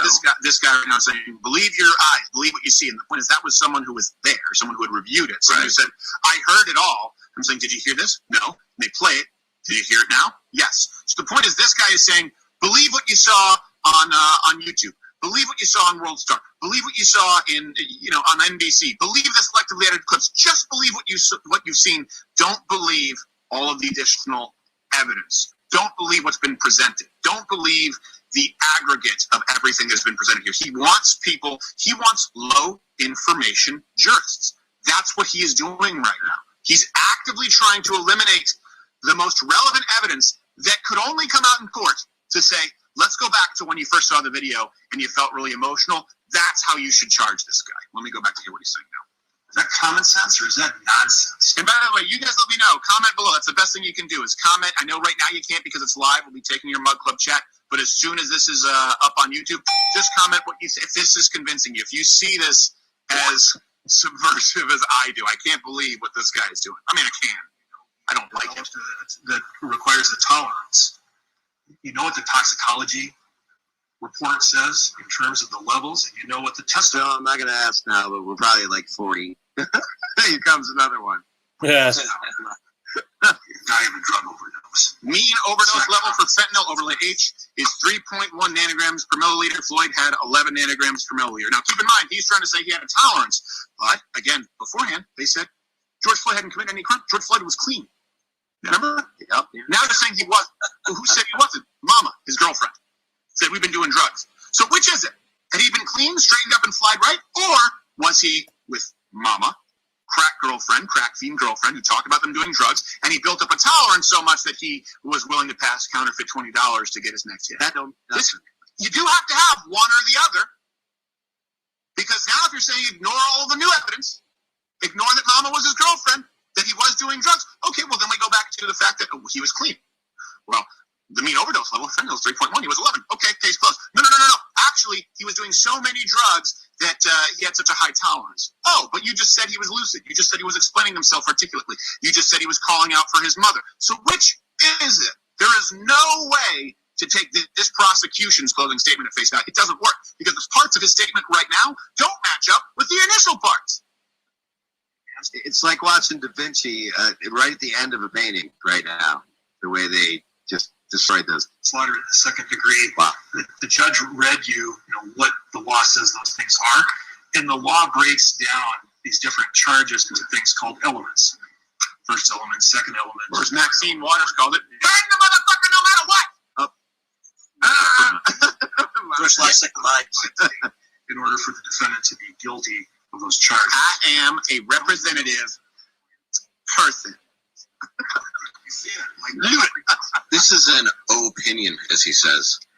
I think that George Floyd, along with a lot of people, are just simply, you get somebody who's a drug addict. At the end of his rope, he has no hope. He has nowhere to go. He's really not going to turn around and change to be a better part of society because, frankly, he kind of can't. I know that's hard to believe, but he's just at a point in his life where he's out of options. At this point, we've shut down most of the country where we're now riling up people who feel like they're useless, they don't have any value, they're completely out of options, and now we're telling them to burn down cities. Yeah. We're telling them they're not worthy, and we're telling them not only that, but that they are, in fact, this man. Right. And you know what else? You know what people die from? It's not just loneliness. And what makes people lonely, it takes way more time off your life than COVID, statistically. If you look at it, if you look at the mean age of death, I'm not saying COVID is not deadly, I'm saying people who are lonely, particularly in their older age, they die much sooner, just like people who actually live in two-story homes live longer once you get to a certain age. These are basic facts of life. Loneliness, mental health issues, drug addiction. I don't agree with you that they didn't have any other options. I mean, you had options. Look, you're someone who you've been open about that you were an addict, and I think everyone has a choice at some point, and this is George Floyd who shows this right now. Look, there are several choices there. Counterfeit 20s, doing drugs, hanging around with the same people, committing more crimes. There are people who had worse stories than George Floyd who've come on. In the last part of this show, we're going to talk about Adam Toledo. I never believe that someone is completely out of options, and certainly not from what I've read with George Floyd. He opted for that because it was the easier money. No, I think he believed it. That's my point. I'm not saying that he was, but I think he believed that. Right. Well, why do you think he believes it? Because people like Maxine Waters tell him that's your only option. Because people like Joe Biden say that's your only option. White people bad, everyone's holding you down, everyone's holding you back. They don't tell you, look, right now, in places in Florida, they are paying you $50 to show up for a job interview at McDonald's. We can have the news team back there. In fact, bring up $50 to show up for an interview. Wow. Because people won't show up right now. They don't want to work. Wow. They feel comfortable enough with the government money. That's a big problem. That's why there's a shortage right now. Excuse me, I'm going to McDonald's. Wait, is that true? What? Sign up for a ton of interviews. I'm getting free. No, I agree. But I agree. He thinks he doesn't have options. Correct. The issue is, and I'm speaking from an addict point of view. Yes, and where he's got a medical problem, right? Drug addiction is not just a mental problem; it is a brain issue, like choosing right. It is a medical issue, right? It has to be treated as such. Yeah. And it's treated as punishment, and I understand that because a lot of it is a crime. But when you are a drug felon and all that, everything that he had happening to him, it is very, very hard to make a transition to think you're not useless. Not everybody's Danny Trejo. That being said, that being said, there are plenty of people with drug problems, and there are plenty of people with drug problems who commit crimes to try and get the next fix. There's a big 100%. There's a big difference between that and scoping out a house with a mom who is vulnerable, going in with a gang with guns, and putting her at gunpoint, jamming it into her stomach in front of her kid. That is. And again, they don't mention this, but there's a street name for this guy who did this. The George Floyd. Can't make the shut up, folks. God. I'm out of options. That's a sinister bastard. Have you smoked crack? Hey, I love this from Business Insider. McDonald's in Florida is paying people $50 just to show up for a job interview, but it's still not attracting many applicants. Oh, wow. Not enough. 50's not enough. Not enough. No option system. No, I would go just for the $50. Yeah, get your next score. And then they'd call me and I'd be like, I'm not going to work at McDonald's, I'm not a loser. I'm kidding. And then you'd be like, oh, really? After only 6 months, these are your employee benefits? Those are competitive. Oh, yeah. Next thing I get a call, yeah, Dave, you're quitting. Yeah. Well, and they're talking about cause of death stuff here, so I figure we have just a second. I think what George Floyd did in crime. By the way, Bill Grant, I'm hoping you're putting like slash marks out because it comes another one. Yeah. I ran out of room. Right, we're still not done with the prosecutor's closing arguments. Almost, folks. I was maybe thinking they'd have like 5 of them. 5 good, right? This is insanity. And again, this is a masterpiece painted by his Carruthers and his crew. Horrible, right? Here's the thing. Drugs make you do things that you would never otherwise do. But here's the thing. Hold on, let me make my point. I have a sister who went through this. I understand that they will make you do things that you would never, ever think that you would do. Mentally, it puts you in a place where you're no longer making the decisions like you normally would. And that's not an excuse. That's a warning. Don't start using drugs unless you want to end up in a really, really bad. Yes, and I've had a lot of. Isn't that sweet though? How they segue back and forth, and then they go back to the trial. But that's such an important point. Right. And I've had experience with it too. I mean, my dad had a guy who we tried to help for a long time. Steal his truck, and then actually found out had a pair of razors and some rope. I remember that. Yeah. And that being said, drugs don't make you premeditatedly violent. There you go. In other words, there are a lot of people who do drugs who try and figure out a way to do, petty robbery, something like that, pickpocketing, stealing a car. Typically speaking, someone who is doing drugs who doesn't want to hurt someone else but wants to get more drugs will at least try those first. Not show up with a gang of guys with guns, scoping out the most vulnerable among us, and jamming a gun in a woman's stomach. That is not something that just like. And again, there's a street named after this guy. Yeah. Is going to be a nice big giant statue. Isn't that insane? I mean, this guy did that. And they wow. Hey, you have mental health issues. You shouldn't have access to a gun. Well, I have people in my family who are bipolar. You know what happens? They get really quiet and sad, and then sometimes they're really fun to be around. Doesn't mean they shouldn't have the right to own a firearm. Yeah. Just like when we say drug addicts, not all drug addicts are marauding, violent thugs. George Floyd chose to be that. And I think that we need to differentiate between, yes, you're not, and there's also a difference between, your executive functioning and, impulsivity. That's not impulsivity. I think there is, though, a way where you can weigh in where he comes from. A lot of drug addicts aren't violent, but a lot of drug addicts come from money. And I mean, depending on how long that you have this drug in you and how much it overtakes you, there's just a piece of your soul going away every single day. And Gerald's right. It will make you do things like that you may think you can never do. He could believe that I'm going in there and I'm not being violent because I'm not actually going to hurt her. That could be whatever mental gymnastics you need to use to get that fixed. Sure. Now, that doesn't excuse it, and that doesn't mean you shouldn't be in prison.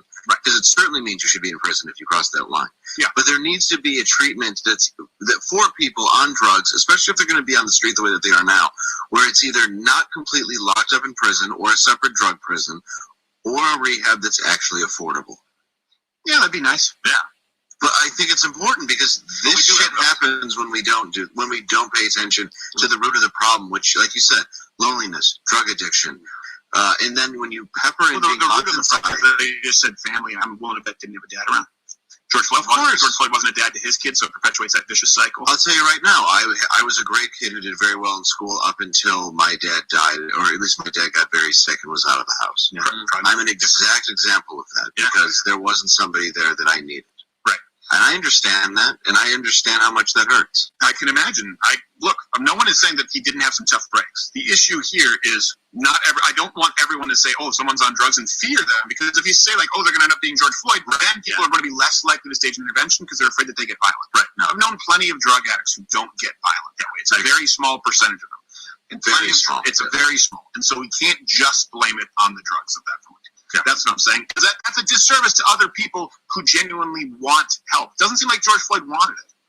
His drug addiction to this, in this moment, if that's what we're trying, is as, I mean, I hate to say it's as invaluable as anything else at this point, because you're looking at this exact moment. Did this officer intend to kill him or be completely unaware? Well, I don't even think that's a question. I don't think he intended to. I don't think he did either. I think he knew what he had done in 2019 was the same thing that he did in 2020. As soon as the cop comes up, he tries to ingest the drugs. Oh, you're talking about George Floyd. He was talking about Chauvin. No, I'm saying I think when Chauvin had him on the ground, George Floyd admitted. Yeah. So why I did too many drugs. I think he ate all of it. As a matter of fact, there were pills, and then I don't know if we have. Let's go really quickly. There were actually, this was in the trial. Pills covered in Floyd's DNA were discovered in the back of the squad car. Clip H, really quickly. So based on the testing of item 51 and that known sample. Sorry. The swab collected from that pill, I obtained a single source male DNA profile that matches George Floyd. This DNA profile would not be expected to occur more than once among unrelated individuals in the world population. Jeez. All right, so that's important. Where are we at now, Bill? 72. All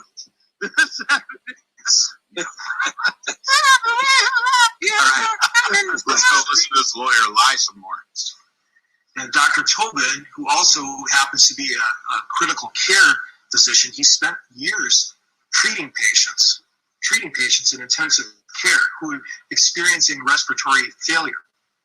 And Dr. Tobin literally wrote the book on the subject, and he was able to tell you. I'm pretty sure there's more than one book. Here's a gray area. There you go again. There's 78, 89, 15. Like, hey, where's your section on... the lawyer's probably not even a real lawyer who's referring to a doctor who's not a real doctor who's talking about a book that doesn't exist. I don't know. He's an actor playing a lawyer. Circulatory systems and health, just the one. It's right over there. It's right over there. Is it on Amazon? It's nonfiction because you did. Go ahead, Bill. Is it a book on Amazon? Yeah, it is the book. Apparently, it's the only book written on the size. I'm a big fan of Tobin also. Oh, you mean where do I keep my Tobin? And by Tobins, I mean multiple copies of the one book. We refer to it as the book. That's right. It's a in big letters book. And it's just that image that you see in like the Aleve commercials with a head and a tube and a circle. You open it up. Pavement, yielding. And we've got Ben Askren. Okay, we've got Ben Askren really quickly. Let me. He's being, squeezed in a vice. All right. So look, really quickly, we're going to go. This is an eclectic show. We're going to go back to live fact-checking the closing arguments at this trial, and let us know what the hashtag is going on here, or if no one is actually watching it on social. In which case, we have no hashtag yet. Wow, that is really nobody's watching, like millions of views. But anyway, we're coming to the end of this, and again, these guys just nailed it. Yeah. But right now we have on the show. He had a fight on Saturday night. Okay, no, we're done. Okay, so. Now we can talk about what we saw. This is Jake Paul and some MMA guy fighting, and he comes on. But anyway, I digress. So your thoughts on that? I mean, that incredible. I kept going back to Bill, like Bill's the scorekeeper. How many now, Bill? Hit him again, Grandpa. There's probably literally at least 12 or more. In less than a 15-minute closing argument, that many lies. I mean, that's insane. Yeah. Yeah, what were you going to say, Jamie? I seen you went to Wentz Dog. Seems like your mic is off now, Jamie. Yeah, we can't hear you, brother. Yeah. What's up? There we go. It's the same as a 16-year-old that happened just before the verdict was announced. She was wielding a knife. She was swinging it around. She went to stab this other female, and she got shot mid-stab. Now they This say, one right here? yeah. You talking about this right here? This one? That one? Talking about? No. That was a 13-year-old. Yeah, with the cop that shot the one attacking the other. Jamie's talking about this one.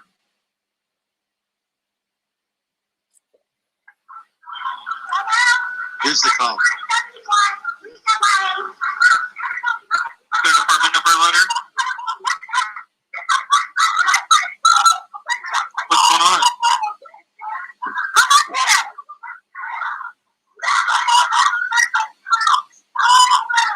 You ready? The address is 3171. We got girls over here trying to fight us, trying to stop us, trying to put our hands on our memo. Get him down. Did he weapon?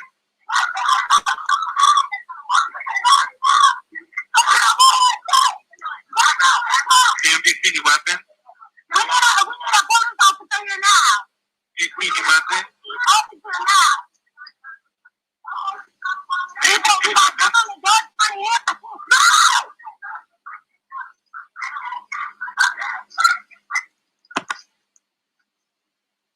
You guys seen this yet? Yeah. Not this one. I think I've seen what comes later. I don't know why they're not going into action now. Here it comes. Please go on Legion Lane. What's the emergency going to happen real quick, guys? Oh, well, never mind. The police already got her. Never mind. Thank you. Hey! Oh yeah. What's going on? Hey, what's going on? Hey! Get down! Okay, you see that? There's a kick in the head. There. What? Get down! Dad over there. Dad, who can't believe that this woman, this young lady got shot, was kicking this woman in the head. Well, stabbing. She had a knife in her hand. Right, but did you see that? The dad over here saying, "I can't believe you shot her," was kicking the. Get down! See him right there? Oh yeah. He's kicking this girl in the head. Yep. What? Get down! You guys got that? And she was stabbing. And I can't believe that there were shots fired. Again, let me rewind that back for you, because this is something that a lot of people did not see in this video.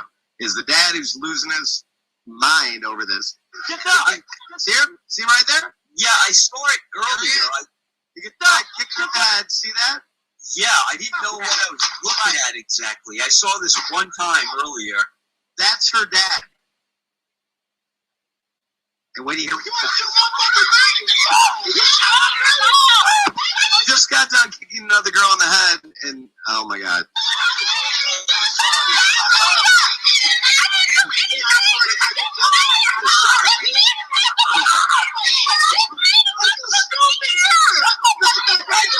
So lost in that is what everyone else has already seen, of course, where the 16-year-old with a knife is going to stab another person. Back a little bit. Just I wanted people to become aware of that right there, like the people around. Oh, well, never mind. The police already got her. Right, during this time, here we go. Hey! What's going on? Hey, what's going on? Hey! Here we go. Hey! Get up! Get up! Draws his weapon. Get up! Good old dad kicking. Get up! Here we go. Right here. Yep. You see that? I couldn't have frozen in a better spot. There's the knife. Going right. The woman in pink right there. Going the video flows.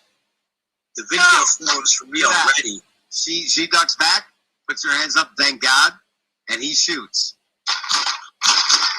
What part of that is not justifiable? I'd like to know. Okay, we'll go off this video now. Please tell me where the shooting wasn't justified there. Yeah, that was justified. First of all, people don't know. Like, the stabbing, one girl of the other person was already stabbed at least once. They were already swinging the knife as they showed up. I think maybe that a split second before he shot, she was trying to stab the other girl. Yep. Yeah. The knife was out. The knife was swinging. The girl was attacking and being punched, or they're fighting. And the other girl, I think the dad, maybe he was kicking her to make sure she doesn't get stabbed herself. Sure. You know, make sure she's not going to get shot by the cops, get out of the way of the cops, you know, get the hell out of the way. Kicking that, and I don't know the exact, background of everybody in the video. You know what I mean? But yeah. Let's flash forward to this one. So now we're going to go to Am Toledo shooting, which has been another flashpoint of controversy with people who don't have eyes to see. So here we go. We'll play this one too. Here's the actual body cam footage, by the way. Just released. I'll forward to. Here we go. More than 5. These are going to make a lot. Okay, I'll let the police know what's in the map, okay? All right, thank you. Have a good evening. Okay, there's Adam Toledo running.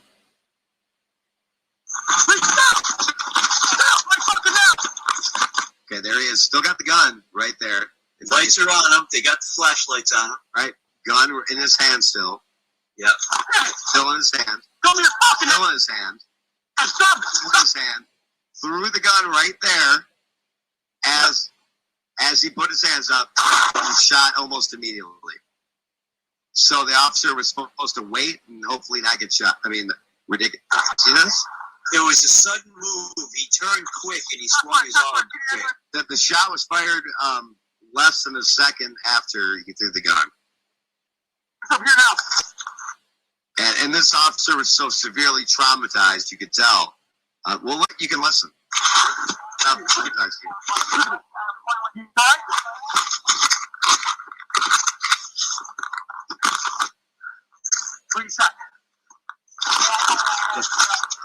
Is this an officer that was just trying to kill somebody? Give me a break. Yeah, he's scrambling. He's scared. Look at him. West Valley. Hey, The ambulance got a gunshot victim. Shots fired by the police.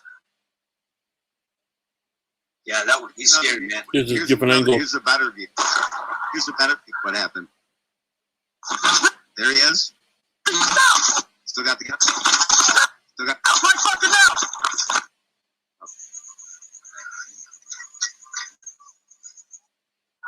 Stay with me. Stay with me. Right here. Guys just freaking broken pieces.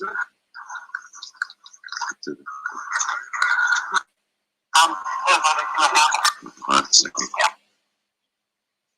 Here we go. Shots fired by the police.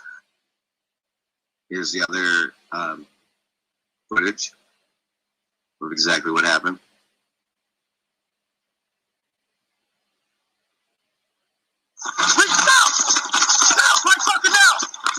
See? Still got the gun. Still got the gun.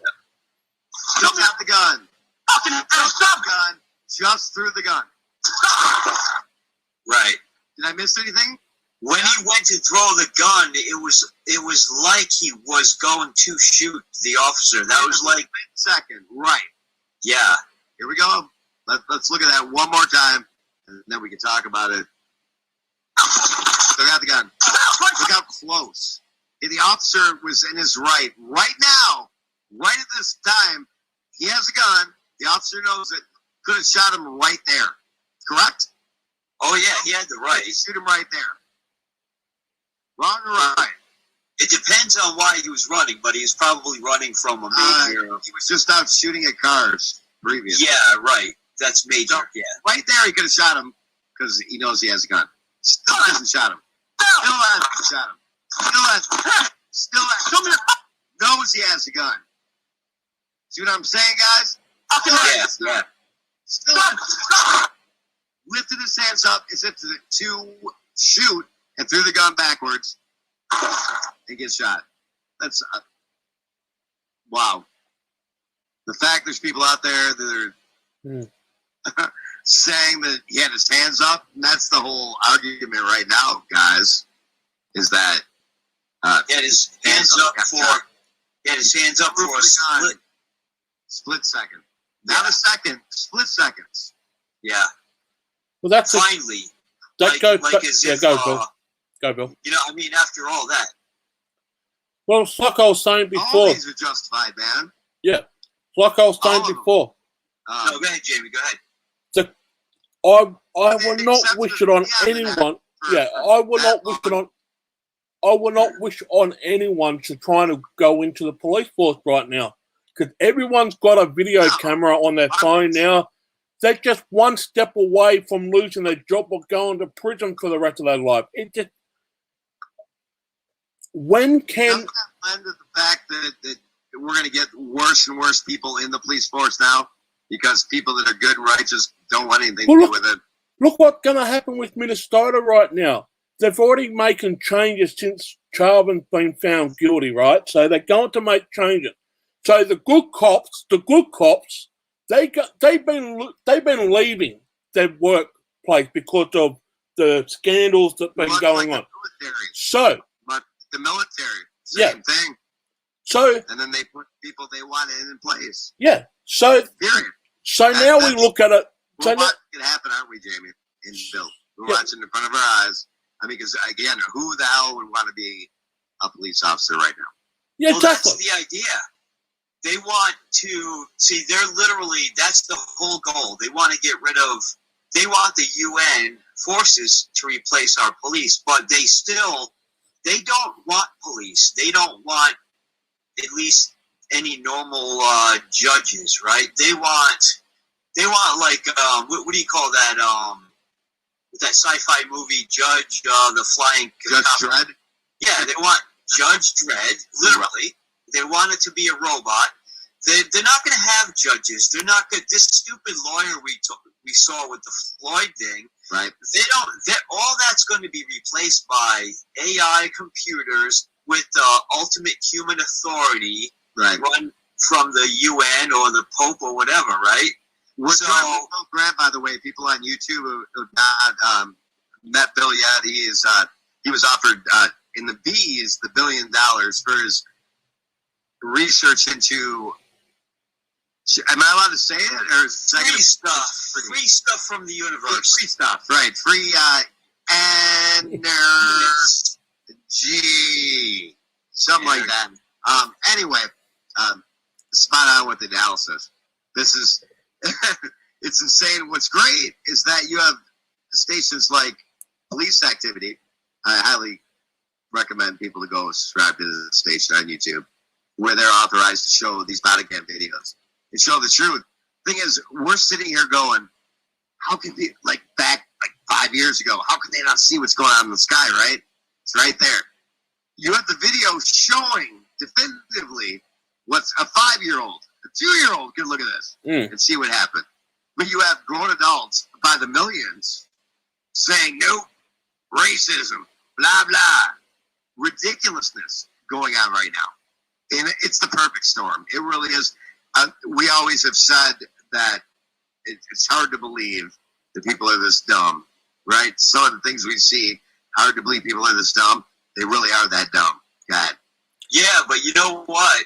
See, one of the strategy is the strategy to get rid of the police is to, defund the police. We heard plenty. That's true, but one of the many ways to get the police to and the courts to do their bidding is to scare them. And I think you'll agree with me on this, Bill. Wasn't it back when Obama was in office about 4 years ago? They gave the police force freaking Humvee, gigantic weapons of war they would never have before. Not a Humvee, more than a Humvee. Tanks. So the police departments that have these, they're not getting rid of them. They're still there. They're still there. They just used them a couple of years ago out in the public, or a few years ago, right? Maybe out in Texas or the West. Gigantic. They're beyond tanks, right? They're beyond the tank, right? It's like a rolling building. It's a rolling metal building, and you're not allowed to argue with them. But they're going to scare the police from joining, just like Jamie said earlier. They're going to scare a bunch of them out, so they're going to quit, right? And good guys. And the other ones, they're going to... we gotta think of the deep fakes, right? They're gonna have the ability any day now, any hour now, to fake anything, right? So they're gonna be like bribing and scaring police that are trying to hang on, trying to stay in there, right? And they're gonna say, we're gonna turn you into a Floyd case, right? If you don't, go work for the UN, right? Do some black site work, right? They're going to drag people to black sites. We could get into that. We don't even have enough time to get into that. The black site exists in Chicago and other places. Well, guys, but listen. We won't even talk about the robot dogs. That's coming. People, oh, my goodness. It is, and we're going to see it, aren't we? Yeah, but listen. Lifetime. We gotta go back again real quick with the $20 bill issue. How did he get that $20 bill? What kind of counterfeit was it? It was a Chinese counterfeit $20 bill. Do you know why? Because that's how they pay you to sell the Chinese fentanyl, right? So the guy we already know he was a shady character. We already know he had a tolerance. Right. Before you get into fentanyl, you get into a whole hell of a lot of other gateway stuff, right? And then he already had heart issues, was about to die. He was already dying. He already did this. He already swallowed the stuff. It was already proven in the past. He ate it. So, first of all, he was already running around too high. He was already borderline dead. Right. And what you're saying is what Crowder and everybody else was saying on the show. What you brought up before that, though, was something they didn't bring up about where it come from. He's running around already dying. Then he got caught. Then he added to the poison, swallowed everything. Right. Now it's entering his system of what already is loaded already. Right. Already loaded up, and now it's loading up. It's loading up. It's adding up. It's adding up. And I think I can speak for all of us. We're not justifying what Derek Chauvin did. Right. Manslaughter at very least for what he did. Well, you know what? That was excessive, and especially when it was apparent that the guy wasn't even alive anymore. Kept his knee on there. We're not saying that. What we're talking about is from a technical point of view. As far as proving second or third degree murder, they didn't. They didn't at all. His oxygen level was at 90%, 98%. Now that's impossible for somebody who died from oxygen asphyxiation. We won't even talk about that either. There's so many different ways we can go with this. But in court, they did not prove beyond a shadow of a doubt second or third degree murder. They definitely proved manslaughter, without a doubt. Well, every cop across the nation has spoken out and said that was excessive. Well, definitely manslaughter, but second or third degree murder with intent, they have not proved that. No, you can't. That's what I'm saying. You've got to prove without a shadow of a doubt, reasonable doubt. Now, George Floyd had heart problems. He also had COVID at the time, so to speak. And he also swallowed down a speedball. Now, I know firsthand, being an ex-junkie, what a speedball does to a human body, right? It makes your heart rate go 10 times the normal speed. Your adrenaline is rushing. You just, The thing that makes it so out there that he was saying before the cop put their hands on him in the car, he couldn't breathe. It was just a throwaway. I can't breathe. The cop didn't even place their hands on him at that stage. He was still in his car. So all this was just a little bit of a smoke screen. Like I said, the media manipulated. Then as the trial went through, you had elected officials getting their nose in it where they shouldn't. And basically, Chauvin had nothing to stand on because there was going to be a guilty verdict no matter what because they were pressured to do it. But now, the judge did say a day before deliberation that this could come to a mistrial. He said he couldn't breathe. He said he couldn't breathe. That's a great point. He said he couldn't breathe long before he was on the ground. He said he couldn't breathe for many different reasons. And that's, again, we are here. We're not defending what this officer did. What we are defending is what he was charged with and the penalty and the way it's being twisted left and right. Imagine if he was wearing a mask at the time like he was supposed to be, saying, I can't breathe. I'm going to wear a mask that says I can't breathe. Great point again. Wow. He wouldn't have even made it that long. He would have, Yeah. But he was shouting out to the police. George Floyd was shouting out to the police officer, put me on the ground. Well, they did. Before they put him in the car, they put him on the ground. The police did everything that George Floyd told him to do. Put me in the back of the car with the air vent on. Well, then he started to kick at the cop before they even put him on the seat. He kicked the cop. And then he wiggled his way out of the car by kicking the cop. And that's why he was on the ground for those 9 minutes. He was resisting arrest. People subscribe to this page of police activity. 2.8 million subscribers plus. It has. You probably have to go back to last year. The footage you want to see. George Floyd. Right. We've got 5 minutes to go, Eric. Split up. We're talking about mental health. Here we go. We'll finish with this one. Let's. And they have body cam footage from 3 different angles. So this dude's flipping out on God knows how many hallucinogens.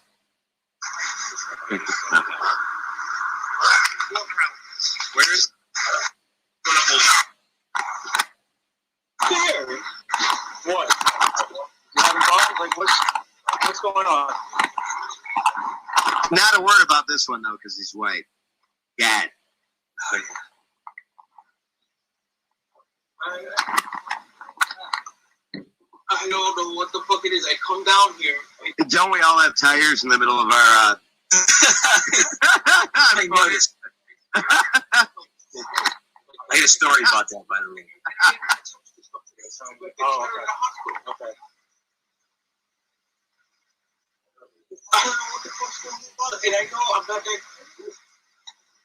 I was fine at the hospital, and I got home. Things just started changing. I'm like, what the fuck? So he got taken to the hospital because he was ODing on all kinds of hallucinogenic drugs. Which is obviously normal. That's the reason for the tires to be there. He's always on a bender, or he's always. Of course. So when did you go to the hospital? Uh-oh. That's the end of the show. Look at the footage.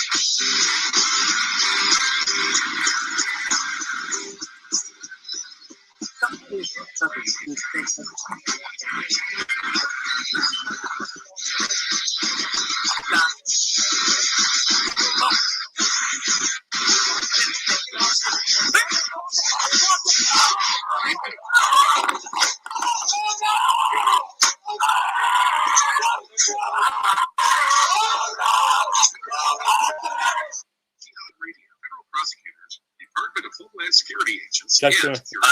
All right, have a good night, guys. See ya. What is this truth thing anyway? Well, everybody knows what truth is, but jihad is a myth.